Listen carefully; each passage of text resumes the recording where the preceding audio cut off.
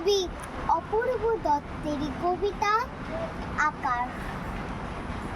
Sir বলেছেন রোজ দুবেলা ছাদের উপর উঠে ঘন্টাখানিক আকাশটাকে দেখবে খুঁটে খুঁটে, কোন তারাটার কি নাম ও কোন গ্রহটা আকাশে।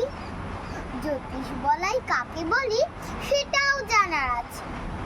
স্যার বলেছেন আকাশ মানে টুকটুকি থালা, শিরীষ গাছের ঝুলন্ত চাঁদ, সাদা বকের মালা।